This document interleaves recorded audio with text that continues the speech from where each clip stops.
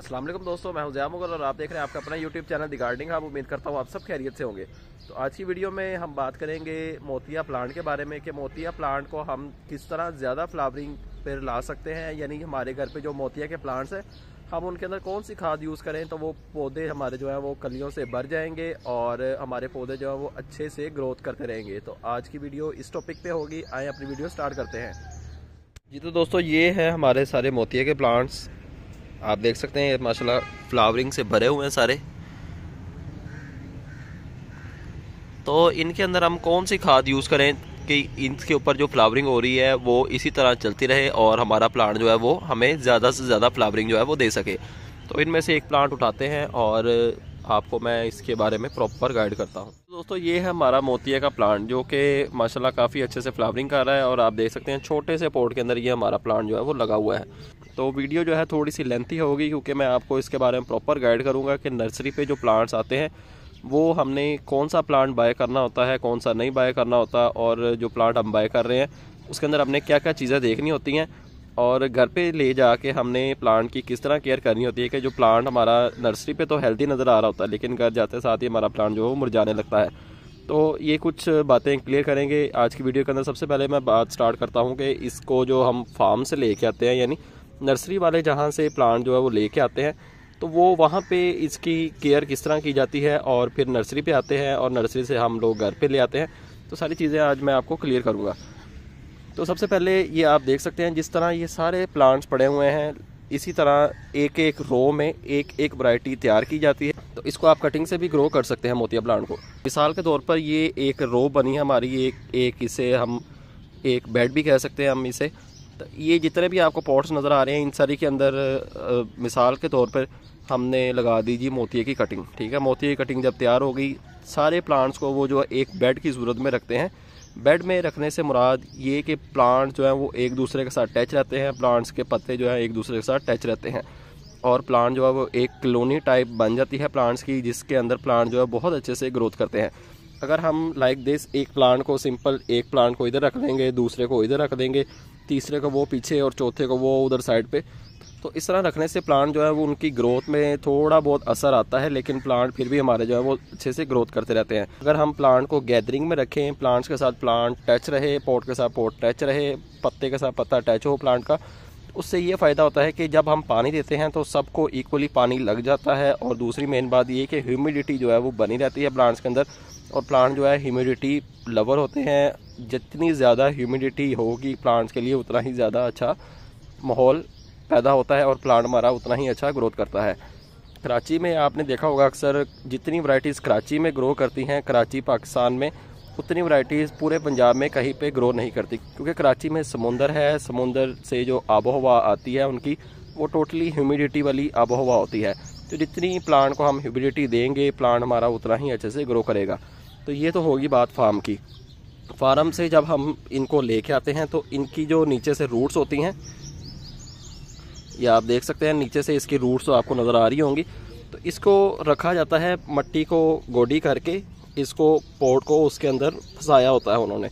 उससे ये होता है कि इस प्लांट की जो जड़ होती है वो थोड़ी बहुत ज़मीन के अंदर भी चली जाती है और प्लांट हमारा छोटे ही पॉट में काफ़ी ज़्यादा बड़ा हो जाता है। मैं आपको इसकी एक और एग्जांपल दिखाता हूँ ताकि आपको अच्छे से क्लियर हो जाए।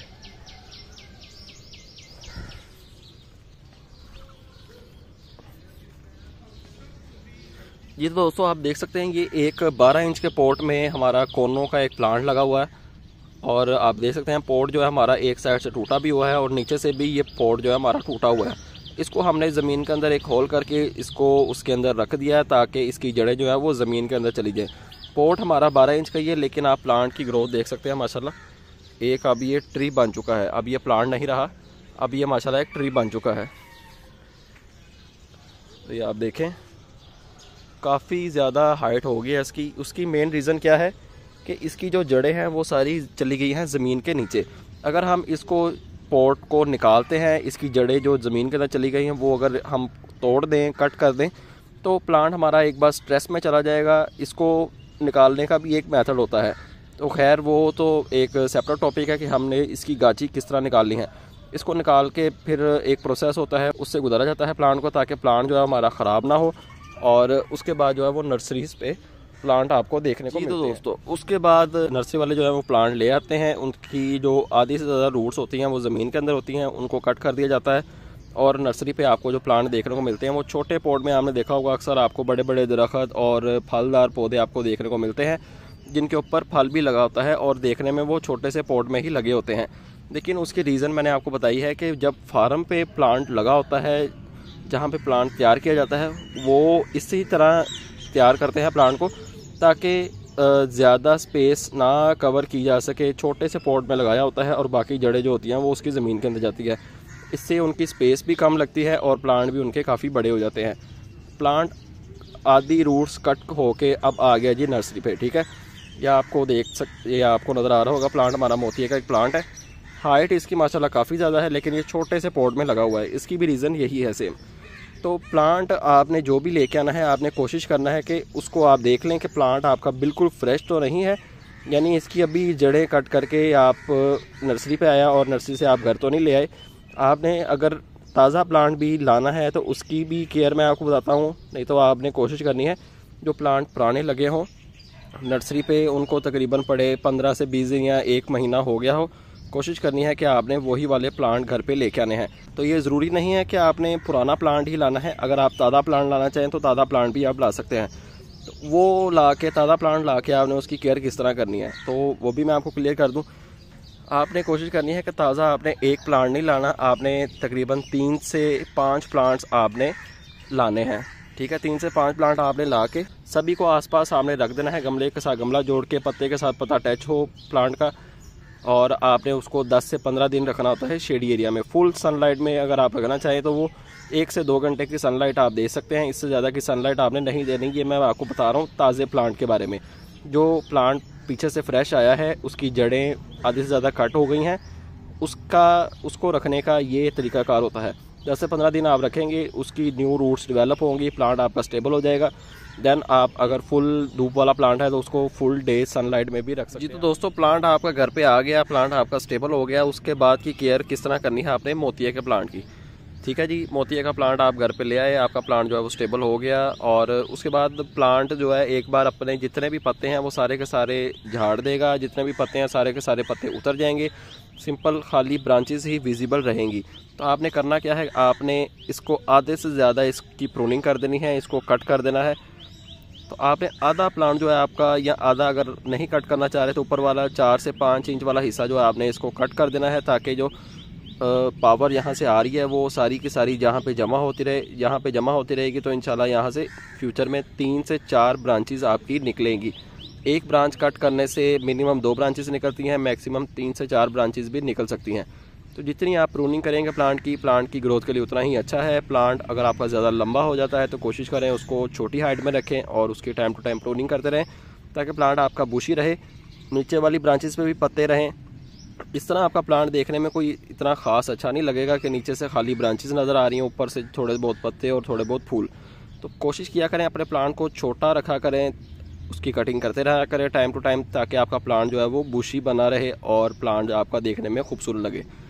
प्लांट आप ले आए, कोशिश करें प्लांट को या तो ज़मीन में शिफ्ट करें। मोतिये का प्लांट को अगर ज़मीन अवेलेबल नहीं है तो आप इसको 12 इंच के पॉट में या 14 इंच के या 16 इंच के, जितनी भी आपके पास जगह है पॉट अवेलेबल है, तो मिनिमम आपने इसको 12 इंच के पॉट में शिफ्ट करना है। 12 इंच के पॉट में शिफ्ट करने के बाद हम इसको खाद कौन सी दें। सबसे पहली खाद जो प्लांट के लिए जो आपको कहीं से भी बाय करने की ज़रूरत नहीं, वो ये कि आपने इसकी हफ्ते में एक बार गोडी लाजमी करनी होती है, ठीक है जी। गोडी आप करेंगे, गोडी के बहुत ज़्यादा बेनिफिट्स होते हैं। इसके ऊपर मैंने ऑलरेडी वीडियो बना के अपलोड की हुई है कि गोडी के क्या क्या बेनिफिट्स होते हैं, ठीक है। आपने गोडी करनी है हफ्ते में एक बार और इसको 15 से 20 दिन के बाद आप 3 किस्म के इसके अंदर फर्टिलाइज़र ऐड कर सकते हैं जो कि आपके प्लांट की ग्रोथ को भी बढ़ाएंगे और इसको बूस्ट करेंगे आपके प्लांट को कि ये आपको ज़्यादा से ज़्यादा फ्लावरिंग दे। क्योंकि मोतिये का प्लांट एक ऐसा प्लांट है जो घर में लगा हो, इसकी वैसे ही ब्यूटी बहुत ज़्यादा है। अगर इसके ऊपर कलियां लगी हों तो रात के टाइम इसके पास से जो भी गुजरता है इतनी प्यारी इसकी खुशबू आती है, इतनी प्यारी इसकी महक होती है कि दिल करता है कि इसके पास ही बैठा रहे बंदा।